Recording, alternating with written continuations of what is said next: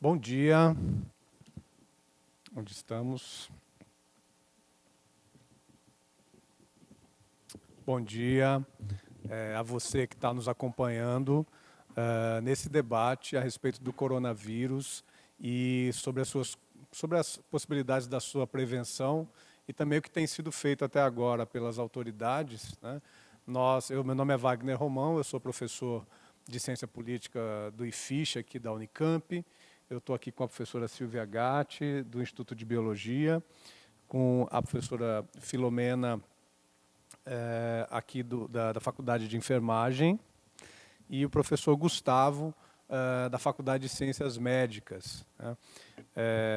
Nós tivemos a iniciativa desse debate justamente porque há uma grande comoção a respeito desse tema, né, dessa pandemia que está assolando todo mundo e que nós precisamos, né, aqui como docentes da universidade, também como associação de docentes, como sindicato, trazer o máximo de informações, né, de base científica para que a gente possa compreender o que está acontecendo, compreender os impactos disso também para a nossa vida nas próximas semanas, né?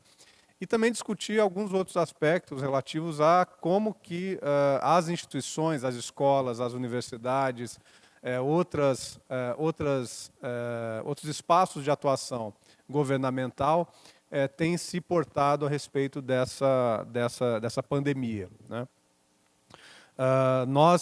É difícil não começar com um grande repúdio, né, à posição do presidente da República ontem, né, não apenas por conta da sua relação com os protestos, né, que estavam já marcados há muito tempo e que são protestos, no nosso modo de entender, contra as instituições democráticas desse país, mas mais do que isso, como uma pessoa que está suspeita, né, de poder ter o coronavírus, poder ser o portador do coronavírus e participar daquelas manifestações, daquelas grandes aglomerações, né, sobretudo ali em frente ao Palácio do Planalto ontem, né? Então, uma posição extremamente irresponsável, né? Fica aqui o nosso repúdio, enquanto a do Unicamp, a essa postura.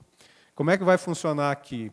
Nós vamos fazer um primeiro momento uma primeira rodada aqui com a professora Silvia, com a professora Filomena e com o professor Gustavo, a respeito do próprio vírus, né, das especificidades do coronavírus, a respeito da epidemiologia desse vírus, sobretudo as expectativas aqui no Brasil, não só em São Paulo, mas no Brasil como um todo, e também vamos falar sobre como os trabalhadores, né, e trabalhadoras podem e devem, enfim, se proteger desse flagelo que está, enfim, ameaçando as nossas vidas, né?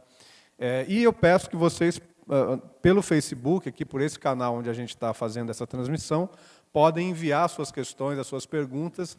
A nossa expectativa é ficar aqui em torno de 1 hora, então até mais ou menos às 11h10, a gente deve ficar nesse canal para responder as questões de vocês.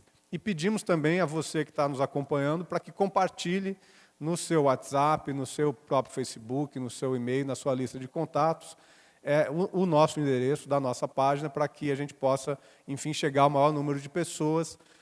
A nossa percepção é de que ainda há muita desinformação a respeito disso que está acontecendo, e quanto mais gente souber e ficar, enfim, melhor informada, vai ser mais fácil, vai ser mais adequado para que a gente possa superar essa crise, né? Então, passo aqui para a professora Silvia Gatti, que tem a palavra, então. Obrigado, Silvia. Eu que agradeço, Wagner. Bom dia a todos e todas. Bom, cabe a mim falar sobre, num primeiro momento, falar sobre os coronavírus, né, ou os vírus, né?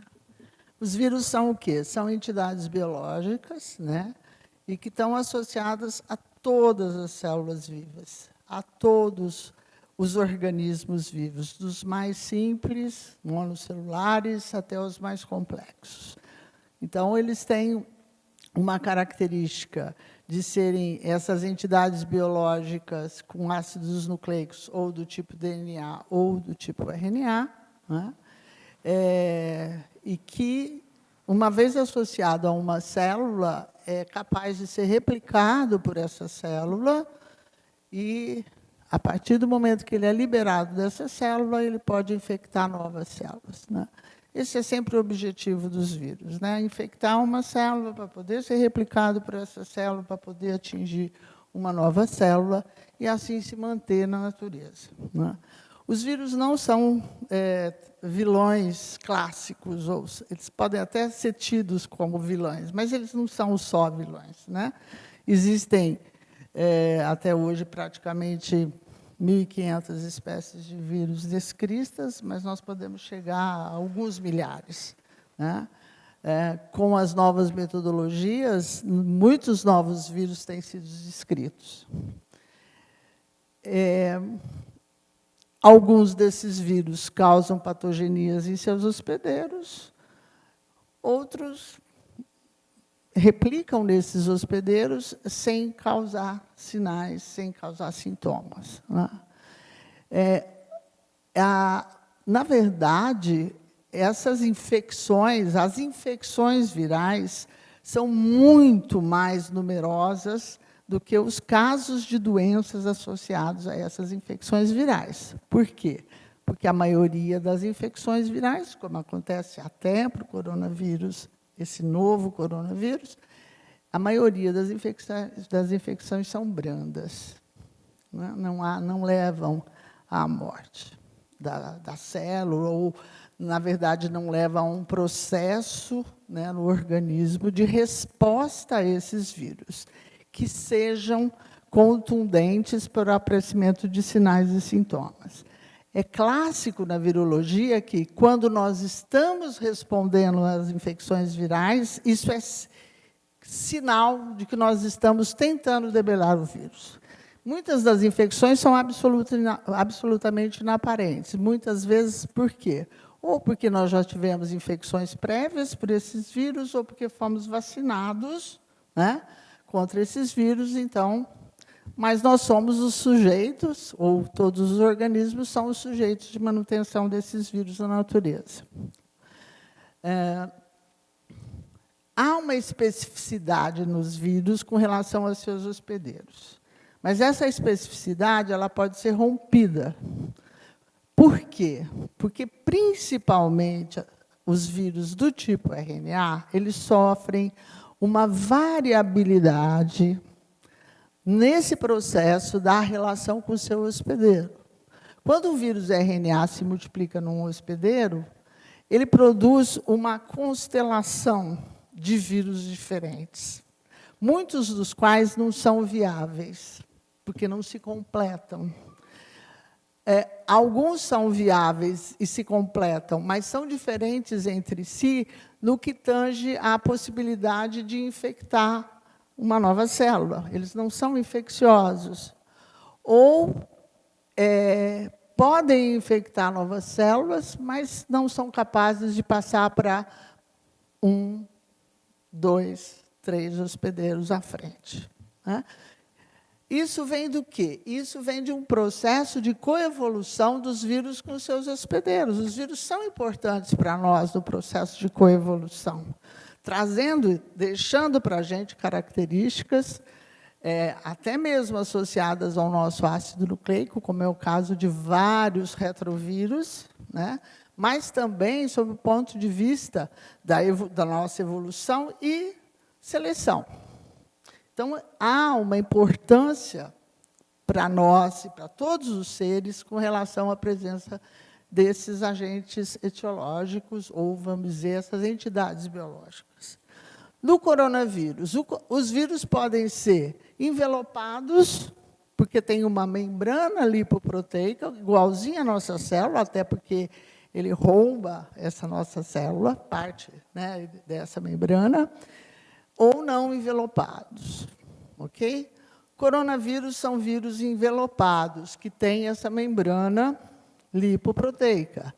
Por causa disso, esses vírus são sensíveis a variações de temperatura, são sensíveis a detergentes, são sensíveis a desinfetantes, que é tudo que a gente usa para eliminar vírus e bactérias de superfícies, são sensíveis a antissépticos, que são todas as substâncias que nós usamos para eliminar vírus e bactérias, vírus envelopados, de superfícies animadas. Álcool gel é para ser usado em pessoas. O álcool é um agente antisséptico e desinfetante, mas o álcool gel por si é para ser usado em pessoas como um agente antisséptico, ok? O álcool 70, e só o álcool 70, é eficaz para a eliminação de vírus e bactérias, por ter uma capacidade de penetração e desarranjo da membrana eficiente. Álcool 68 perde perto de 40% de sua eficácia. Álcool 80 serve para nada.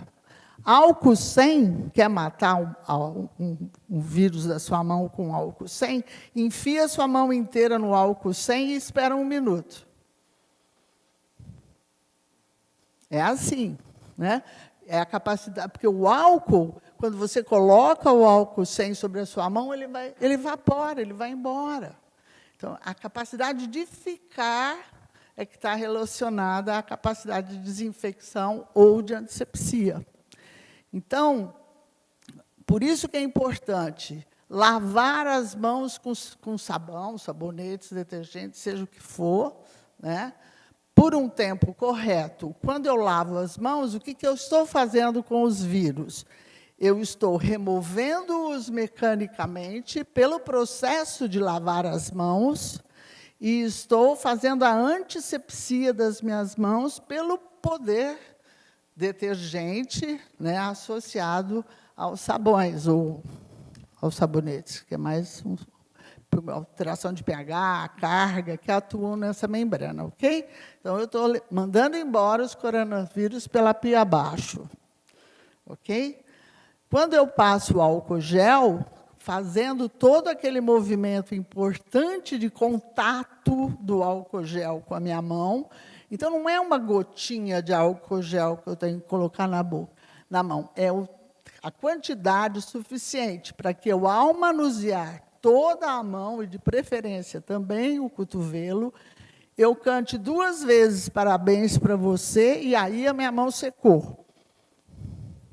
Esse é o tempo que eu vou conseguir eliminar os vírus envelopados. Vírus não envelopados não são eliminados por álcool gel, ok? Não devemos substituir o álcool gel pela lavagem de mãos. É mais importante a lavagem das mãos. Por quê? Porque o álcool gel ele não tira a sujidade. Então, quando eu jogo álcool gel na minha mão suja, o álcool está atuando sobre as proteínas dessa sujeira, e não, obrigatoriamente, também sobre os vírus. Então, lavar as mãos sempre que possível, né?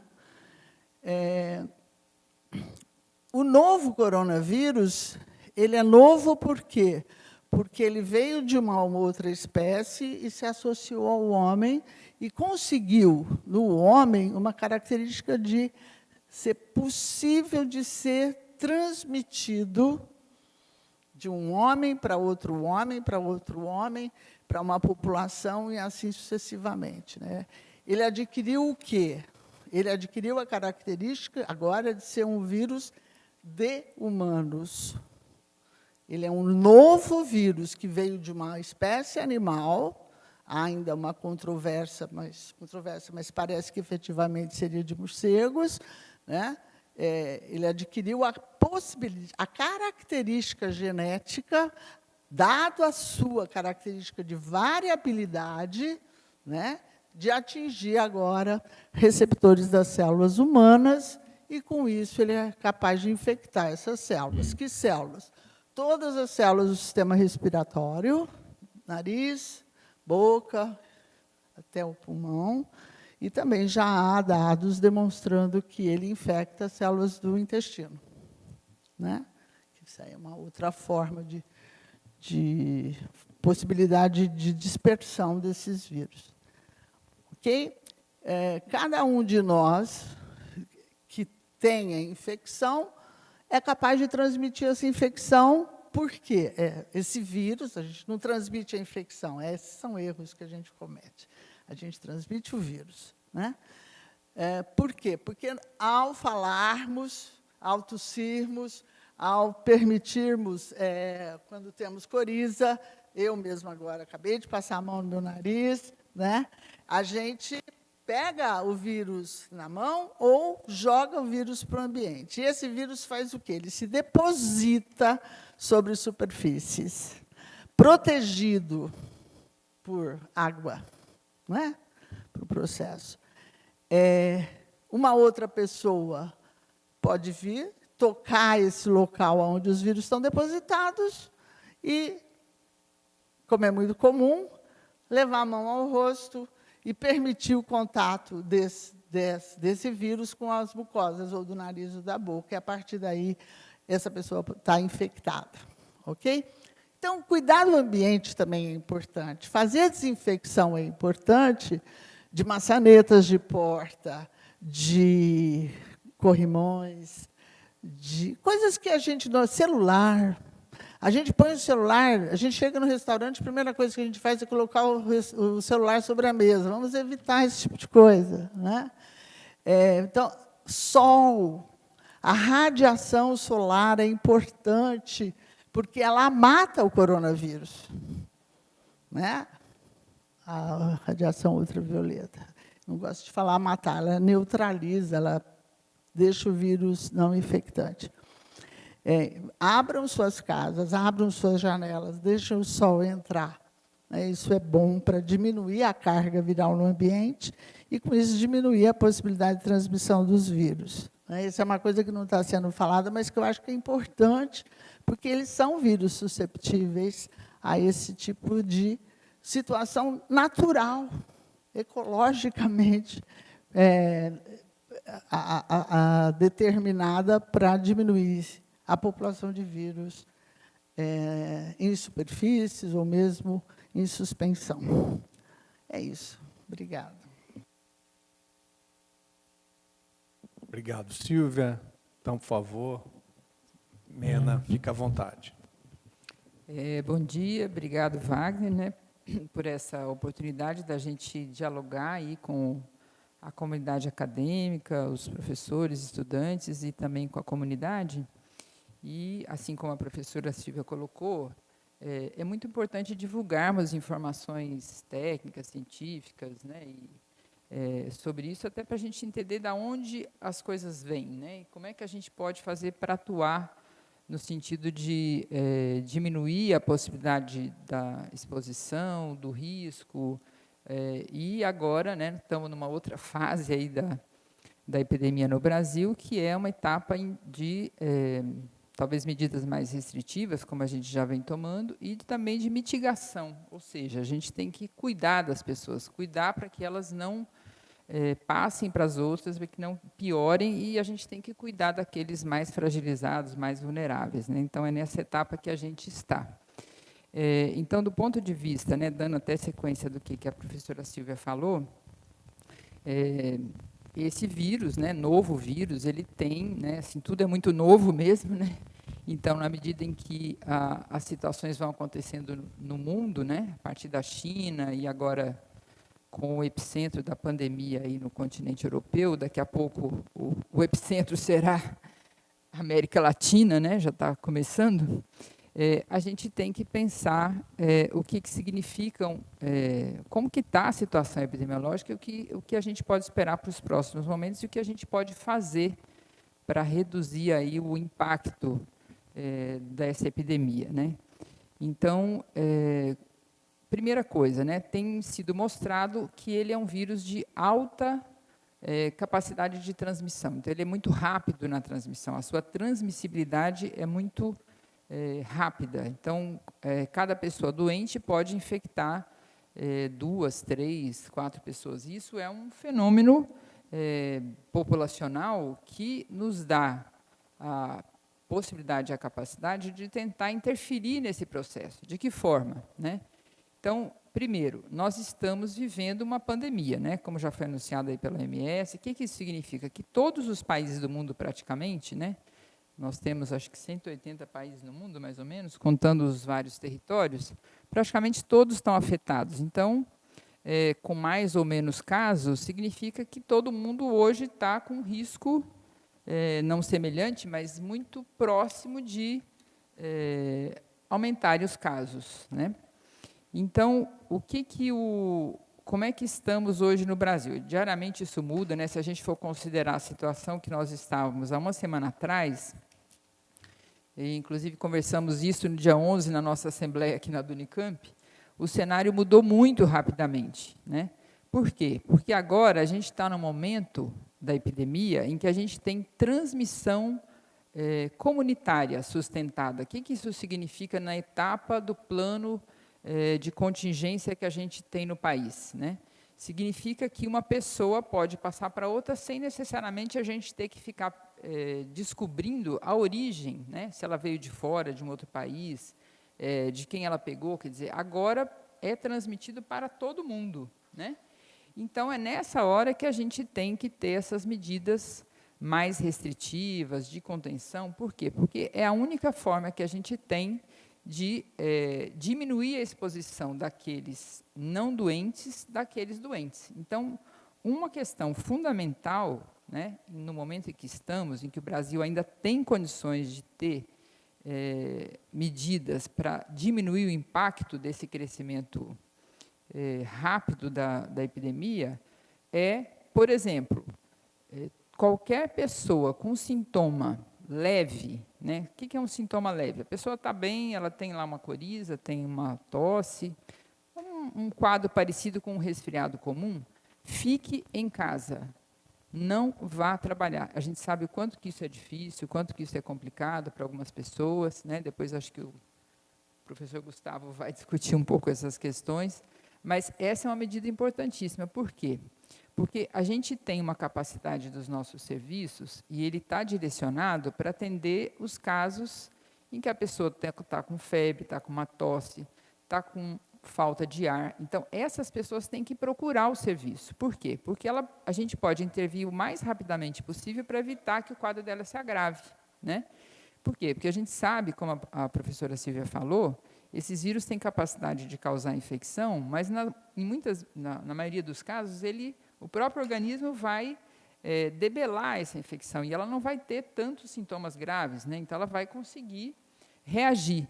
No caso de não conseguir reagir, ou dessa pessoa já ter um organismo mais debilitado, o que vai acontecer? Essa pessoa pode ter uma pneumonia viral, que é um quadro muito grave, né? Considerando que os vírus a gente não tem antibióticos, né? A gente não tem medicações que matam o vírus, a gente tem medicamentos que aliviam os sintomas. Então, o que a gente tem que fazer? Reservar a nossa capacidade instalada dos serviços de saúde, leitos de UTI, e toda a estrutura, né, de profissionais para cuidar dos doentes graves. Então, essa é uma questão muito importante, graves ou aqueles que a gente quer evitar que aumente a gravidade. Então, procurar o serviço de saúde, seja a atenção básica, né, que é a primeira porta de entrada preferencial, né, do nosso sistema de saúde, essas pessoas que eu falei, estão com febre, estão com desconforto respiratório, então procure a unidade.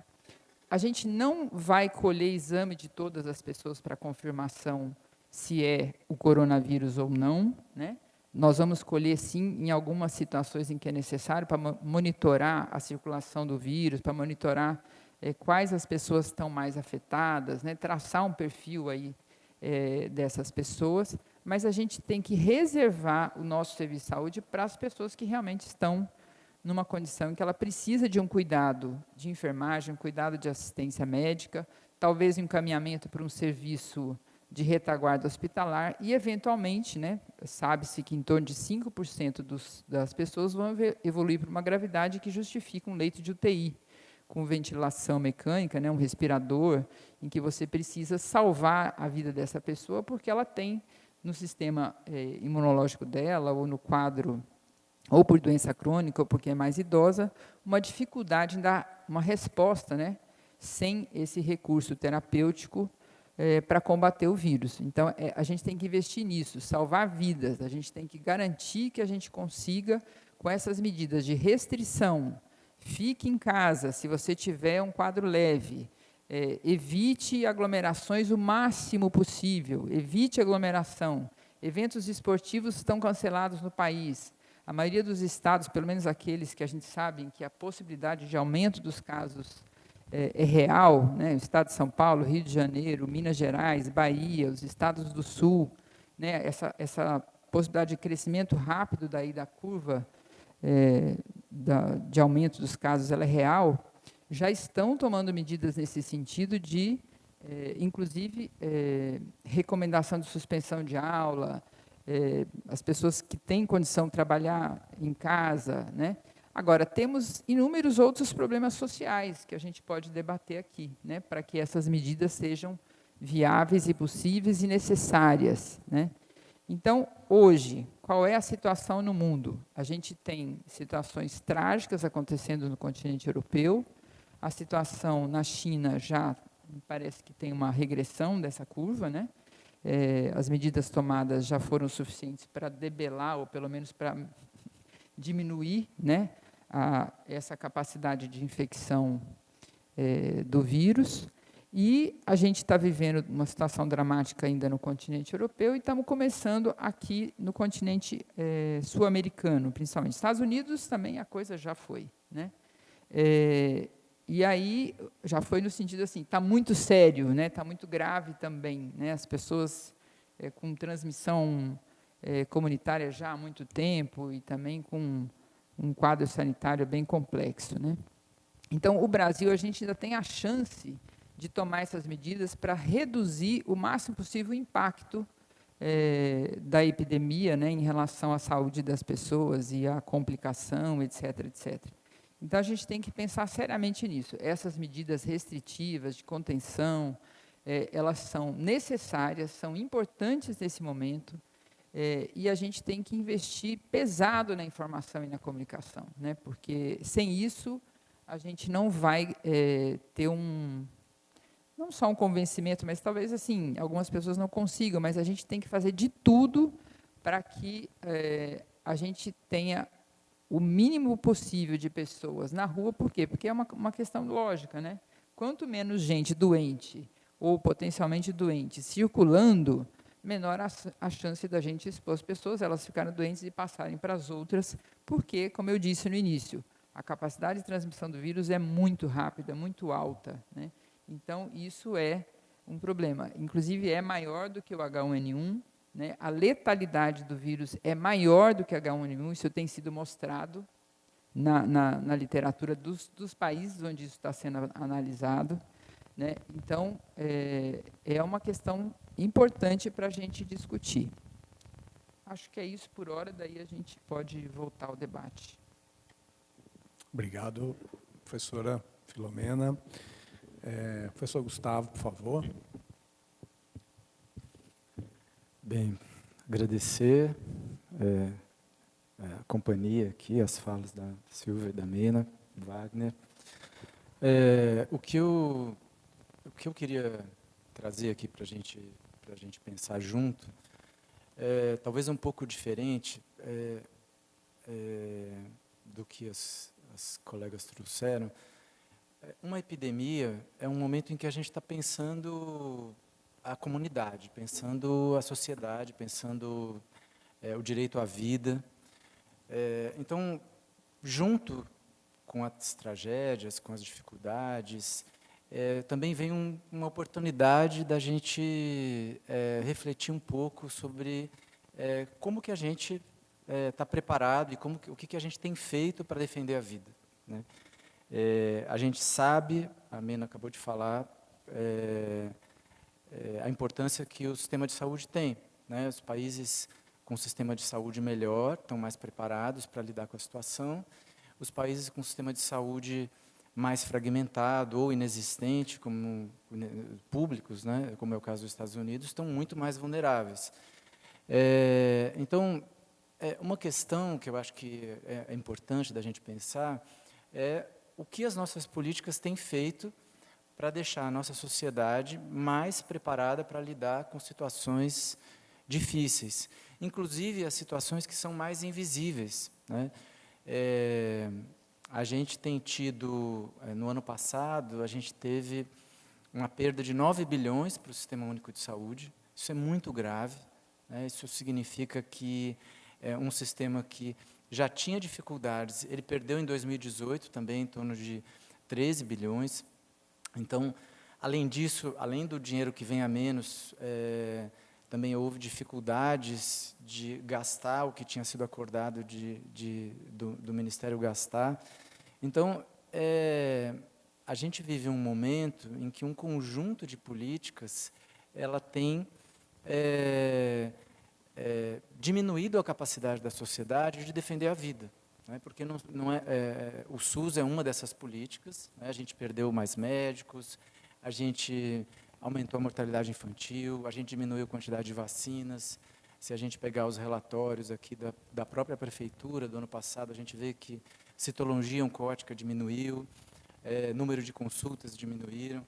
Então, é uma oportunidade da gente pensar o que a gente está fazendo com as nossas políticas públicas, com nossa capacidade de pesquisa, nossas universidades, porque são esses equipamentos públicos, a nossa estrutura de previdência, né, que foi duramente atacada com as reformas, foi duramente atacada aqui no estado de São Paulo.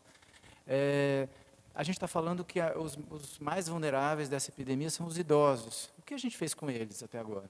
Né? O que a gente fez esses 2 últimos anos com os idosos? O Congresso acabou de aprovar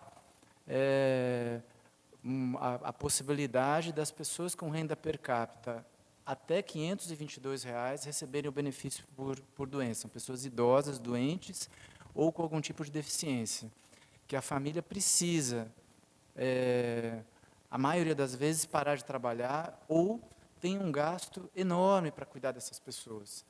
Essas pessoas são as pessoas vulneráveis ao coronavírus, né? E o governo federal tentando bloquear a possibilidade dessas pessoas, que já é um critério que exclui muita gente, né, uma renda per capita de R$ 522, o governo ainda tentando, através de uma manobra com o TCU, impedir que essas pessoas tenham acesso a esse recurso, que também tem impacto na mortalidade, no cuidado dessas pessoas idosas, né? Então, quando a gente está no meio de uma epidemia, a gente tem essa possibilidade de pensar o conjunto das nossas políticas públicas, né? As políticas de seguridade, as políticas de assistência social, aposentadoria e saúde.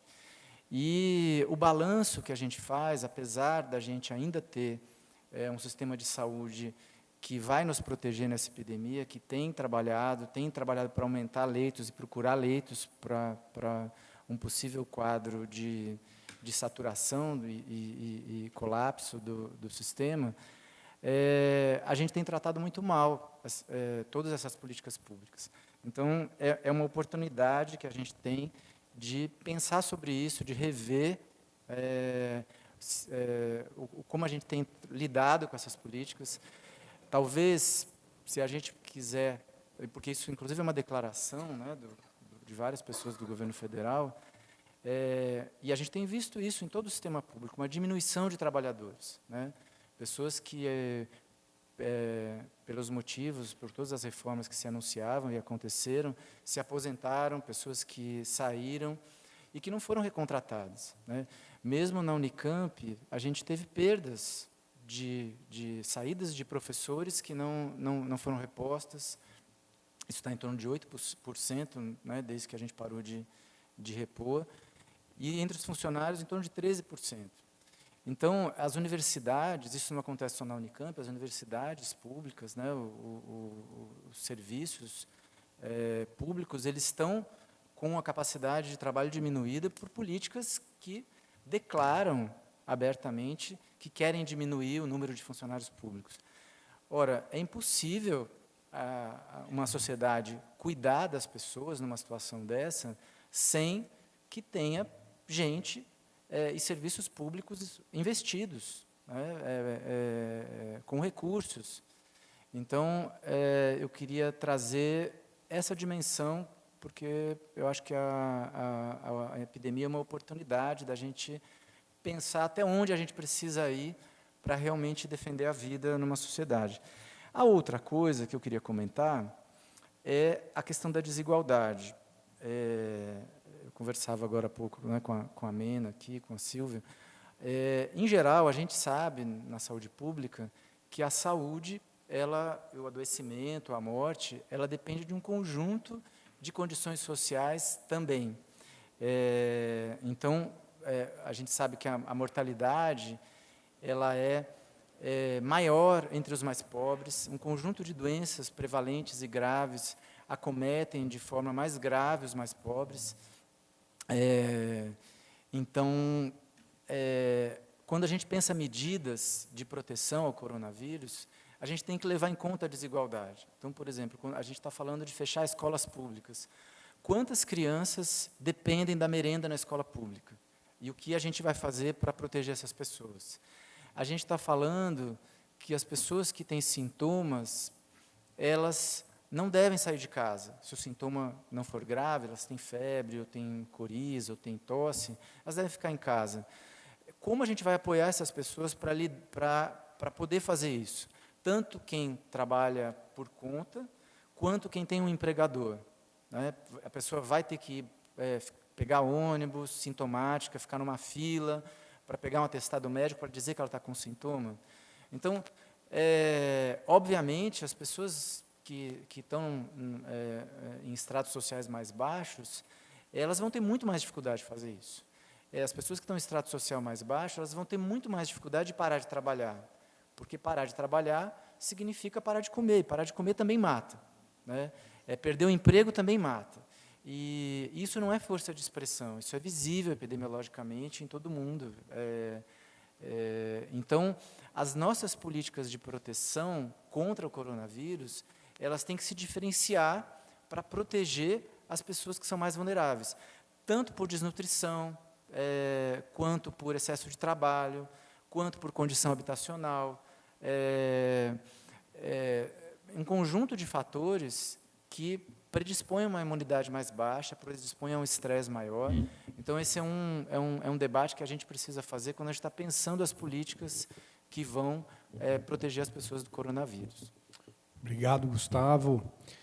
A gente já tem duas questões aqui, que eu vou encaminhar aqui para a mesa. A primeira é da Laura Borges.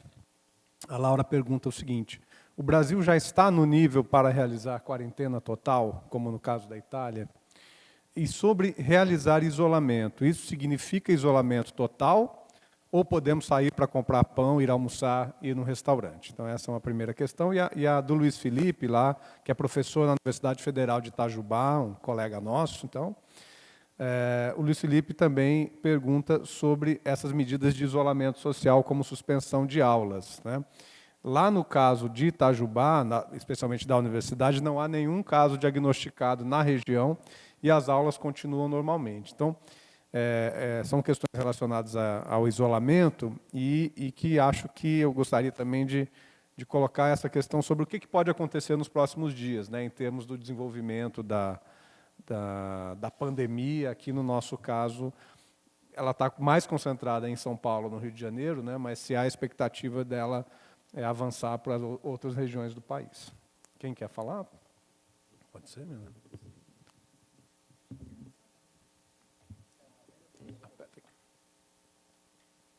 Então, eu acho que tem uma ideia generalizada aí na sociedade de que essa é uma doença tranquila, parece uma gripinha, que está tudo tranquilo, né? Então, acho que a gente tem que, primeira coisa, desmistificar essa ideia, né? Como a professora Silvia falou, é um novo vírus, tem muita coisa que a gente não conhece, e o que a gente conhece é o que a gente já viveu nos outros países e está vivendo.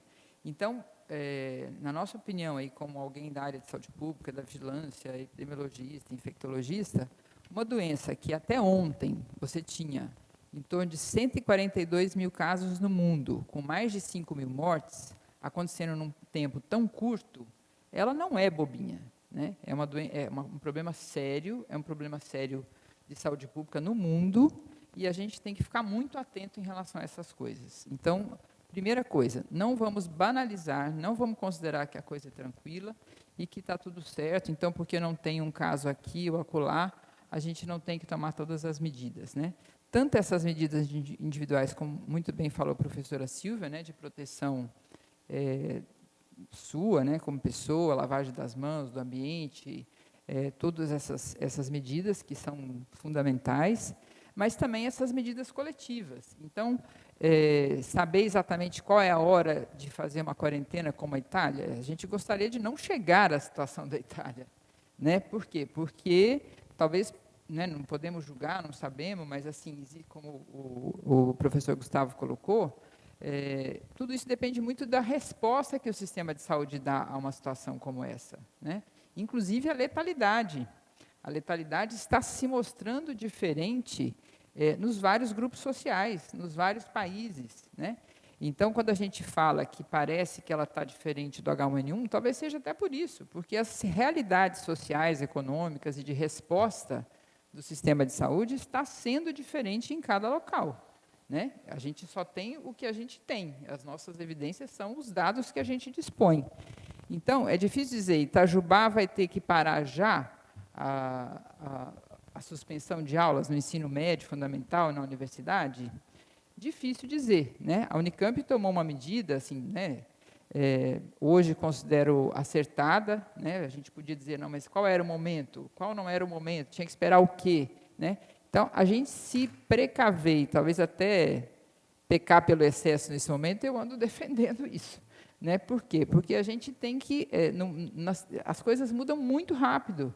Então, sei lá, a situação em Minas, né, está concentrada em algumas cidades, como São Paulo também. Mas isso não significa que a gente tem que aguardar chegar num determinado patamar para dizer, ó, vamos parar tudo. Eu também não acho que a gente está no momento da quarentena social preconizada aí nos países em que a situação já se perdeu totalmente o controle, como é o caso da Itália e da Espanha, me parece que está chegando nesse ponto também. O Brasil, a França, o Brasil ainda não chegou, e a gente está tentando fazer exatamente, o Ministério da Saúde, os estados, os municípios, fazendo todo o possível para que a gente não chegue nesse estado de colapso, em que a gente não tenha mais controle, não consiga mais atender os doentes, em que a gente tenha que escolher entre quem vai viver e quem vai morrer. É isso que a gente quer evitar. Então, todas essas medidas mais restritivas, isolamento de doentes, orientação em relação a tudo isso, né, do que cada um pode fazer como sociedade, o empresariado se sensibilizar, né, o setor produtivo, o setor de serviços, né, orientar os seus trabalhadores, confiar que as pessoas que não estão indo trabalhar porque estão em isolamento, porque a gente quer que elas não passem a doença para outra pessoa, sem exigir toda essa burocracia do atestado, do não sei o quê, não sei o quê. A gente tem que ter um pacto social nesse momento muito importante para que a gente consiga vencer esse desafio. Uma nova epidemia, ela é um fato social, ela é uma questão que pode trazer muito aprendizado para a gente, e uma delas é essa. A gente tem que se unir esforços, né? E aí não dá para dizer assim, então não vou causar desemprego, não vou causar isso, não vou causar aquilo.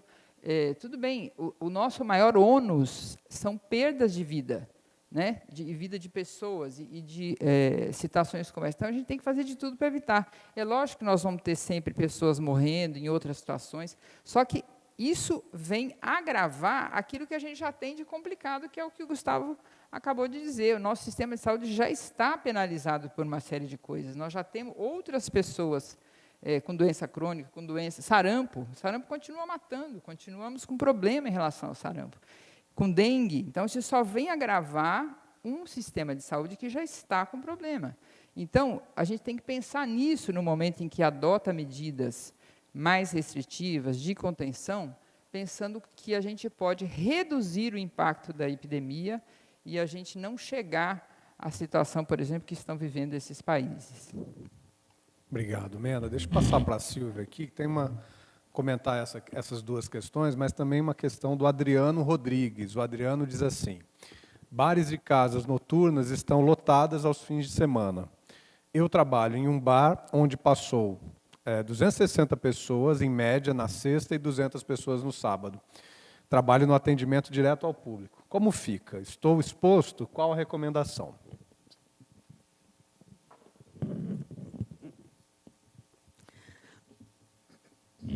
Bastante exposto.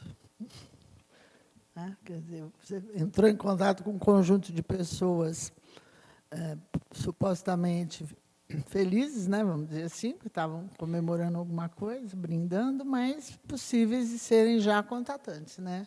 Ou seja, pessoas que podem transmitir o vírus. Eu vejo dois aspectos aí que precisam ser observados, na minha opinião, que é a questão da responsabilidade individual e a responsabilidade coletiva, né? Cada um de nós podemos ser egoístas ao ponto de imaginarmos que vamos cuidar de cada um de nós, mas cuidar de cada um de nós significa agora evitar o contato e evitar a transmissão do vírus. Então, você tem que ter essa responsabilidade coletiva, né? Qualquer tipo de aglomeração, me desculpe, mas eu acho que esse número 500 que o governo do Estado coloca, para mim, não tem sentido nenhum, né? Porque 499, 501 é diferente de 500, não dá para... Né? Quer dizer, aglomeração é aglomeração. O que é aglomeração? Um conjunto de pessoas num lugar pequeno ou de um determinado tamanho que tem contato até sem querer. Né? Isso é aglomeração. Não significa o número de pessoas, significa o espaço. Qualquer bar, qualquer clube, qualquer coisa deveria, na minha opinião, ser fechado. Não ter nenhum tipo de atividade, mesmo que seja com 10 pessoas, 15 pessoas, né? Porque tem uma relação de espaço aí que é importante. Eu vejo uma outra coisa, inclusive, um pouco no sentido do que a Mena colocou, que é o seguinte: a partir do estabelecimento dos casos na China, que já aconteceram em dezembro, o próprio Ministério da Saúde do Brasil já começou a tomar medidas, várias reuniões, observações do que estava acontecendo lá na China, porque o aspecto, na minha opinião, o que aconteceu na China é uma coisa. A partir do momento que saiu da cidade, começou a cometer novas cidades, você passa a ter um aspecto de epidemia e depois um aspecto de pandemia, é dia a dia a observação, é dia a dia tomada de posições com relação ao que está acontecendo. É assim que a epidemiologia funciona, né, Mena? Então, eu vejo assim, que o que é importante é a sociedade seguir as observações do Ministério. O Ministério tem feito um trabalho, na minha opinião, muito bom, né? Com observações diárias, constantes, com mudanças de posição constantes, né? Baseados em pessoas, epidemiologistas, infectologistas, médicos, pesquisadores de diferentes áreas da saúde, virologistas, né, do sistema público brasileiro, porque é onde se faz ciência, onde se faz pesquisa no Brasil, né, que tem orientado esses grupos, né. Obviamente, alguns políticos se posicionam de maneira a levar vantagem, ou de maneira a não desagradar seu público, a conquistar alguns imbecis, coisas desse tipo, né? Ora, que sejam poucos, mas o que eu acho que nós temos que fazer, Mena, é, sim, seguir as recomendações que estão sendo feitas. A análise diária, né, é importante. Foi bom a Unicamp parar? Eu acho que foi adequado. Nossos espaços... Observem nossos espaços, nós, docentes da Unicamp, em quantas salas de aula nós estamos atuando que não tem nem janela, que o sol não entra, que nós não sabemos como foi feito o processo de desinfecção, né? Nós temos salas de aulas belíssimas, mas que o aluno, se ele virar para o lado, ele já está em contato com o outro. Então, são espaços complicados, né, e etc. Então, vamos aguardar, né? Eu acho que o pico da infecção é previsto para daqui 40 dias no Brasil. Então, nós também temos que conscientizar as pessoas de que nós temos um período longo pela frente, onde o isolamento social vai ser fundamental. Nós temos que achar mecanismos de encher o nosso tempo, aumentando a nossa capacidade de leitura, de assistir bons filmes, de telefonar mesmo para os amigos, para ouvir uma voz. Sabe, eu acho que tudo isso é importante agora, principalmente para nós, os idosos, né? Sabe, fazer tricô, enfim, encher o nosso tempo em casa, evitar sairmos, seguir essas orientações, né? E, com isso, a gente permitir que essa curva, né, fique aí, de aumento do número de casos, fique baixinha, o que não vai acontecer assim, eu espero que aconteça, mas isso é importante, né?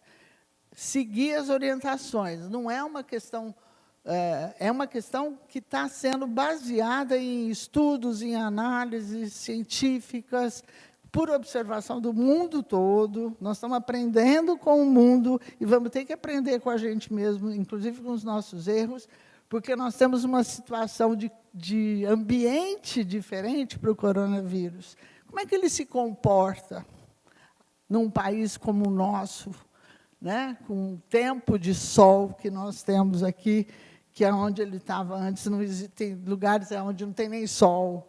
Então, tudo isso precisa ser observado. E quem vai observar isso são os estudiosos, e nós temos que segui-los. Essa é a minha opinião. Obrigado, Silvia. Temos mais questões aqui. Primeiro, uma questão do Paulo Mariante, um grande abraço ao Paulo, que é a respeito da importância de iniciativas que derrubem, em caráter emergencial, eu até acho que é para além do caráter emergencial, né, o limite dos gastos previstos na Emenda Constitucional 95. Né? Acho que aqui todos somos favoráveis a essa medida, porque a Emenda Constitucional 95 ela é um flagelo, né, que tem atacado as políticas públicas no Brasil, desde a sua aprovação ali no final de 2016, né, e em grande parte tem prejudicado muito, como o Gustavo já colocou, né, o serviço público de saúde, para além de outros serviços públicos, acho que é essencial. E nós devemos fazer em breve, né, e vocês serão comunicados e comunicadas, outros debates a respeito desse tema, focando mais na questão da economia e também na questão da política, né? Que a gente está percebendo que a coisa está muito difícil lá em Brasília para que os poderes se entendam. Mas as duas questões que eu queria destacar, a questão da Gíulia Romano e a questão do Jefferson Picanso, nosso colega aqui do IG, do Instituto de Geociências, dizem respeito às populações mais vulneráveis e aos trabalhadores uberizados. Né? Então, a Gíulia pergunta, neste momento precisamos pensar nas pessoas mais vulneráveis. Como fica a saúde da população em situação de rua? E aquelas que ficam em albergues, em aglomeração? Como está sendo feita a prevenção e a promoção de cuidados a essa população? Então, essa é uma questão. E a questão do Jefferson, como deveriam se proteger os trabalhadores uberizados que precisam de trabalhar para sobreviver, né? E os trabalhadores que continuam trabalhando, como ficam? Então, são essas duas questões. Você pode começar, Gustavo? Eu acho que essa questão, né, da PEC, do teto, eu acho que é uma questão fundamental. Eu acho que, se não me engano, o Partido dos Trabalhadores já entrou com uma ação para pedir a derrubada dessa PEC. Concordo com o Wagner, né, alguns atores políticos declaram abertamente que a intenção dessa PEC é destruir o serviço público. Então, acho que a gente precisa ter claro que essa é a intenção, né? E que a gente não tem como defender a vida num contexto como esse. Bom, a gente sabe que a gente teve um aumento da população de moradores de ruas muito significativo, né?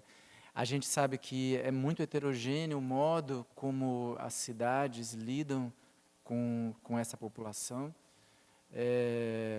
Uma parte desse aumento ele é decorrente de um conjunto de políticas que tornou a situação das pessoas mais pobres mais desesperadora. Então, não é só uma questão de cuidar dessas pessoas, mas é uma questão também de ter políticas que protejam as pessoas que não querem estar na rua de estarem na rua, né, por absoluta falta de opção. E a gente vê em cidades como São Paulo famílias inteiras na rua, né? Então é uma situação desesperadora e, em geral, a população em situação de rua, ela já é, do ponto de vista da saúde, mais vulnerável, né? Então um conjunto de patologias acontecem em maior frequência, são mais prevalentes nessa população porque as condições de vida são muito desfavoráveis. Eu imagino, como essa atenção é descentralizada, que cada cidade esteja lidando de uma forma diferente, do ponto de vista dos albergues, do ponto de vista... eu não saberia como que a gente aqui em Campinas está lidando. A gente tem um conjunto de equipamentos, né, para lidar com essa população, tem consultório na rua, tem SOS Rua, tem Centro Pop, que é um centro que as pessoas podem ir, podem passar o dia, tem alimentação. Então, a gente tem um conjunto de políticas, nem todas as outras cidades têm esse conjunto de políticas, mas eu imagino que as pessoas sintomáticas, elas não podem estar no mesmo lugar que outras pessoas, e acho que isso é uma coisa que precisa, se não está acontecendo, precisa acontecer. Mas o mais grave disso é que essa população aumentou, né, aumentou de forma trágica. A gente também pode ver por outros indicadores, né, que a gente voltou para o mapa da fome, a restrição ao Bolsa Família, né, esse é um momento que, em vez do governo fazer o que ele tem feito, que é dificultar, inclusive, com critérios regionais, né, a quantidade, o pouco que ele liberou de Bolsa Família, tem critério político regional, né, impedindo estados do país, regiões do país terem acesso ao Bolsa Família.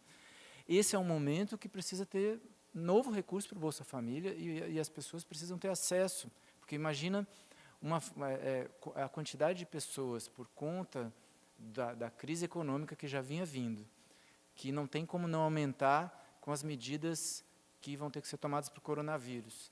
Imagina a quantidade de pessoas que vão passar a se enquadrar no critério de acesso ao Bolsa Família. Então, é uma política que precisa ser retomada rapidamente e precisa ter recursos fartos para poder ser implementada, é o Bolsa Família. As pessoas precisam desses recursos para lidar para se protegerem e protegerem a sociedade. Eu acho que isso que a Silvia falou agora há pouco, né, assim, dessa questão da solidariedade, esse é um momento que a gente percebe que a gente não cuida da saúde de um setor da sociedade e descuida do outro.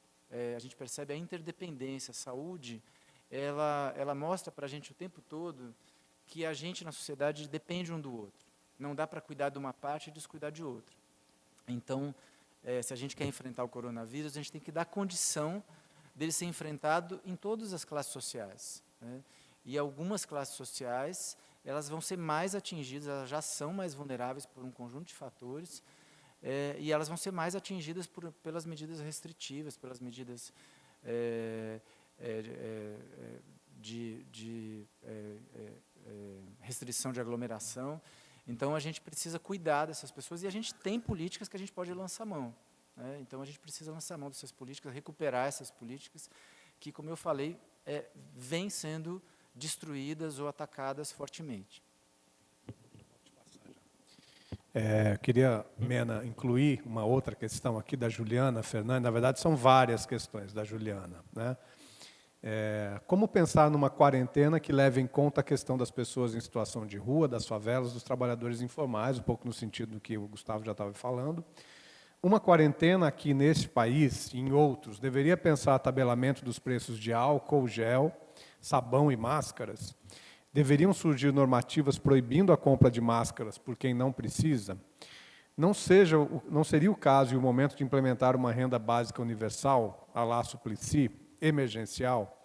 Como o SUS vai dar conta da epidemia sem a suspensão da PEC do teto de gastos, como a gente já vinha conversando também? E a Lara Pri pergunta de R$1 milhão, né? Existe uma previsão de término no Brasil? Então, gente, eu acho que é muito legal esse debate, porque vão surgindo ideias que a gente também está aqui, né, refletindo juntos e tal. Eu vou começar aí pela questão do...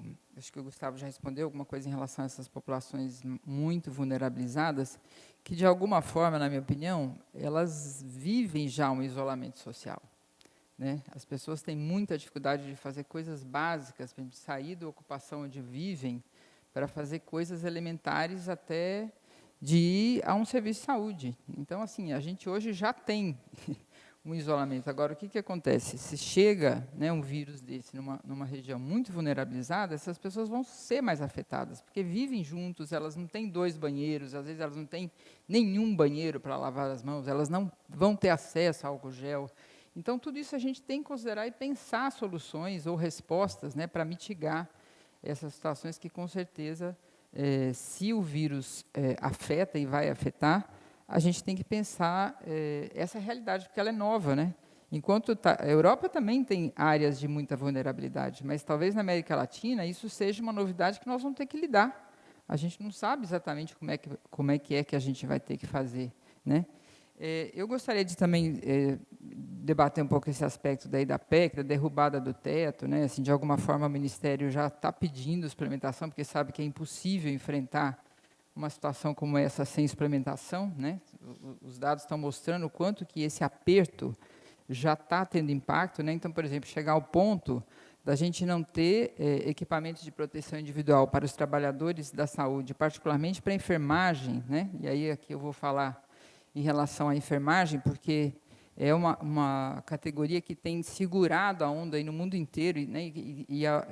O grupo mais exposto, do ponto de vista, inclusive, de se contaminar, né, e valorizar o trabalho desses profissionais, o quanto que a gente está ali na linha de frente, segurando mesmo e atendendo as pessoas com um grau de estresse, sofrimento e cansaço, mas está lá, né, porque acredita, porque somos responsáveis, né, e os profissionais de saúde de uma forma geral. Então, assim, a vigilância no Brasil, que é um grupo extremamente sério, né, que até essa etapa que nós estamos vivendo tem segurado a onda também, né, fazendo vigilância de cada caso que chega, na primeira etapa aí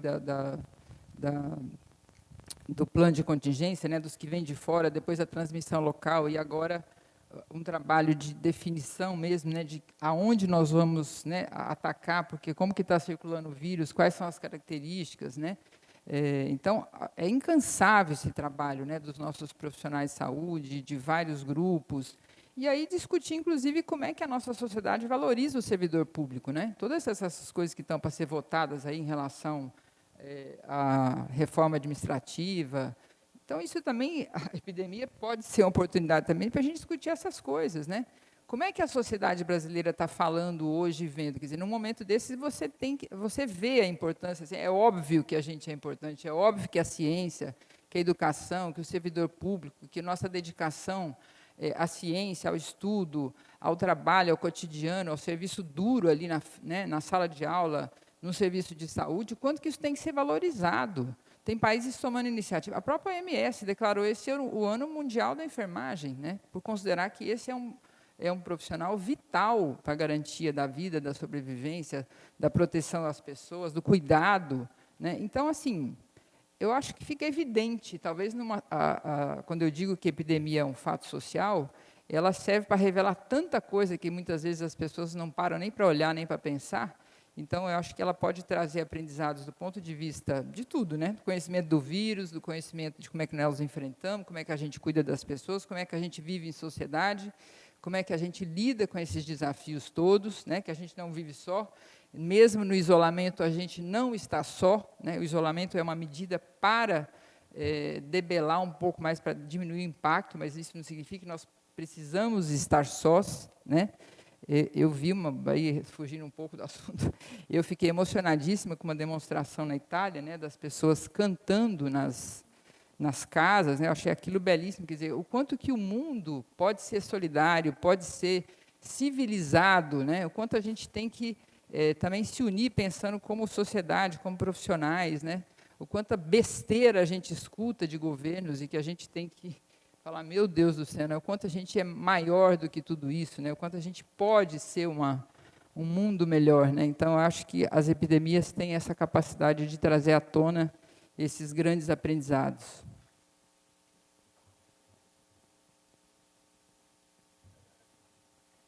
Obrigado, Mena. Gente, acabou de sair aqui, né, uma notícia, até inclusive a respeito dessa questão sobre até quando, né? A reitoria da Unicamp ampliou o período de suspensão das atividades acadêmicas e, né, todas as atividades presenciais, né, para o do dia 29 de março, né, isso se iniciou na sexta-feira passada, dia 13, iria até o 29 de março e agora passa até o dia 12 de abril. Né? Então, é muito provável que, né, quer dizer, ao longo dessa semana nós vamos ter uma ampliação desses casos, né? E é muito provável que essa pandemia chegue a outras regiões do Brasil e force também os governantes, né, as autoridades a ampliar esse regime de segregação, né, espacial, né, de limitação, de ampliação da quarentena. E isso deve chegar também a outras universidades, a outras escolas, enfim, e ampliar a questão do trabalho em casa. Né? Quer dizer, hoje a gente tem, para uma parte, é claro, né? Não é para todo trabalhador, toda trabalhadora, mas uma parte do trabalho realizado ele pode ser feito em casa, então é muito provável que a gente tenha o avanço disso. Né? A gente já está, acho que a gente já está com 1 hora de debate, né? E esse debate ele vai ficar disponível aqui na nossa página do Facebook, também nós vamos subir no YouTube da Unicamp. Né? Nós tivemos aqui um pico de 220 pessoas, né, assistindo aqui em tempo real, né? Acho que é bastante gente, e isso mostra que há necessidade da gente ampliar esse debate, e mais do que tudo, acho que a Mena já colocou isso, né? Que a gente divulgue essas informações, porque, por incrível que pareça, eu acho que a gente tem, assim, acho que nós estamos né, profissionais ligados a essa questão, as pessoas da universidade, as pessoas das escolas, os professores e professoras que sabem que vão ser perguntados pelos seus alunos, né, e pelas famílias deles a respeito dessa suspensão das aulas, a nossa tendência é da gente buscar mais informações. Mas tem muita gente desinformada. Né, eu acho que as perguntas relativas, por exemplo, aos bares, né, as pessoas o pessoal me relatou ao longo do final de semana, os bares estão cheios, né, aqui em Campinas, aqui em Barão Geraldo. Né? Então, nós realmente precisamos fazer com que essa mensagem chegue à maioria das pessoas. A gente sabe que determinadas autoridades não dão o exemplo, né? Não dão o exemplo, e isso acaba chegando muito nas pessoas também. Então, nós estamos vivendo, né, eu acho que esse conflito entre ciência de um lado, né, e o que seria o senso comum, ou o que seriam outras formas de compreensão do mundo, né, por outro lado, esse conflito ele se coloca com muita força nesse momento, né, que é exatamente saber o quanto as pessoas entendem, organizam a sua vida a partir de critérios científicos, né, de informações nesse sentido, e o quanto as pessoas apenas, né, olha, se a doença vai chegar, é Deus que vai achar que vai chegar ou não, né, e assim por diante. Então, nós temos que combater fortemente, porque essas pessoas estão em risco, né, num risco muito profundo, e nossa intenção é aqui, à medida que isso... É muito provável que nas próximas semanas nós estejamos nessa situação ainda. Né? Então, o nosso desejo aqui na Unicamp é continuar esses debates, provavelmente às segundas-feiras nesse horário, mas também, quando a gente entender ser necessário, nós vamos fazer a divulgação e chamar outros colegas de outras áreas, né, das áreas da economia. Eu sou da ciência política, mas outros colegas da área da ciência política também, da sociologia, enfim, né, de outras ciências, para que a gente possa tocar nessas questões aqui ao longo desse período difícil que nós vamos viver, mas que nós temos certeza vamos sair disso. Né. Queria deixar um espaço para as considerações finais de vocês. Por favor, Silvia, quer fazer? Bem, agradeço a oportunidade. Fico à disposição para quem quiser perguntar mais alguma coisa através do nosso canal. É importante dizer que, Lara Pri, que você que pergunta sobre o fim, não sabemos o fim, quando será. Né? Há previsões, mas o pico do processo deverá ser daqui a 40, 45 dias, como eu coloquei antes. Enfim, eu espero que todos atuem no seu temporal, né, cada um de nós, no nosso espaço. Eu acho isso importante também, né? Que sejamos responsáveis e vamos em frente. Vamos passar por isso. Vamos vencê-la, com certeza.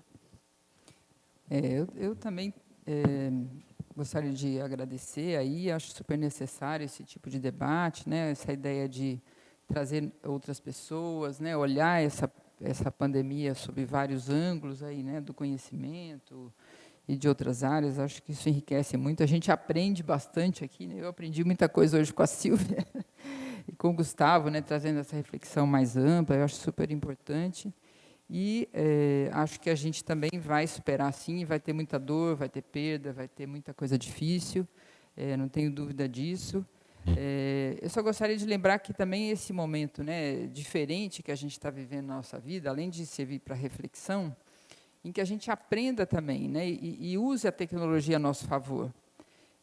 Por exemplo, eu acho que esse momento em que a gente está em casa, né, no caso das universidades, né, que é onde a gente aqui atua, e também no serviço de saúde, né, Gustavo, a gente não vai deixar de estar também na linha de frente, em alguns momentos, mas que a gente não deixe de fazer as nossas atividades à distância, nosso ensino à distância. Eu acho que isso também é uma questão importante, tanto nas escolas hoje de ensino fundamental, ensino médio, né, a gente tem que ir aprimorando essas ferramentas, né, do ensino à distância, porque isso também pode nos ajudar até no futuro a também dispor dessa tecnologia, né? Eu quero até dar um recado aqui para os meus alunos, que a gente está fazendo aí o maior esforço essa semana para também se organizar em relação a isso, da gente manter esse contato, né, de leitura, atividades, né, esse contato aí nosso mesmo que não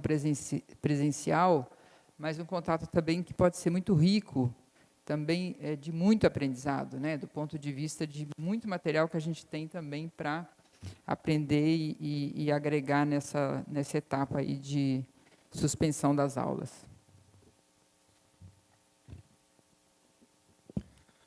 Bem, acho que é um momento ainda que a gente ainda tem muitas indefinições, né? Então a gente acho que está todo mundo, e a universidade também, sobre, né, os vários campos, estudiosos de políticas públicas, epidemiologistas, infectologistas, biólogos, todo mundo olhando para essa epidemia e atento para que a gente possa contribuir para que as melhores decisões sejam tomadas, né? Tem muita coisa que a gente ainda vai ter que olhar para decidir e ajudar a decidir.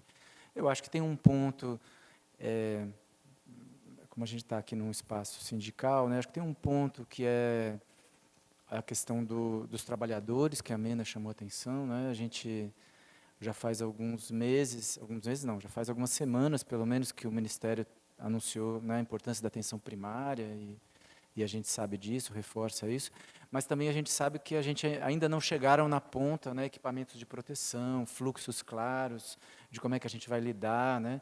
A gente sabe que as infecções de vias aéreas, elas não são só causadas por vírus, e são muitos vírus, então os trabalhadores em saúde vão ter que cuidar de pessoas que não têm coronavírus, mas têm uma infecção, às vezes bacteriana, que precisa ser examinada, precisa ser cuidada. Então, a gente ainda tem muita coisa o que fazer, né, nesse período de compras, de preparar leitos, que a gente pode vir a precisar, de saber como que a gente pode acionar compras e leitos emergenciais. Então, a gente tem um monte de coisa para pensar ainda dentro dessa epidemia, e é importante o esforço de todo mundo, né? Eu acho que é uma grande oportunidade que a sociedade brasileira tem de olhar para os seus problemas, para as suas políticas, para os seus recursos, e construir uma solidariedade, né? Construir um comum, porque uma epidemia ela ensina isso para a gente, né? Que a gente é interdependente, a gente depende um do outro e não dá para pensar isolado. Ou até dá, mas isso seria expor, né? Não defender a vida de um conjunto grande de pessoas na sociedade. Então é isso, agradeço. Obrigado. Estamos por aí. Obrigado, Gustavo. Obrigado, Mena. Obrigado, Silvia. Obrigado também a vocês que que assistiram esse debate, né? Eu convido vocês também a compartilharem esse debate para o máximo de pessoas possível. E também que, para vocês ficarem atentos ao que nós vamos fazer ao longo dessas semanas, que vocês curtam aí a nossa página no Facebook, a página da Unicamp, a Associação de Docentes da Unicamp, que é o nosso sindicato aqui de docentes, de professores da Universidade Estadual de Campinas, né? Então, agradeço novamente, vamos ficar juntos, vamos nos prevenir a respeito dessa doença, desse mal, desse vírus, né? E, em breve, espero que vocês possam também estar conosco aqui acompanhando esses debates. E, se quiserem fazer sugestões também de temas que a gente possa abordar, coloquem ali nos comentários, a gente vai ficar atento a isso, tá? Um bom dia, uma boa semana e até a próxima.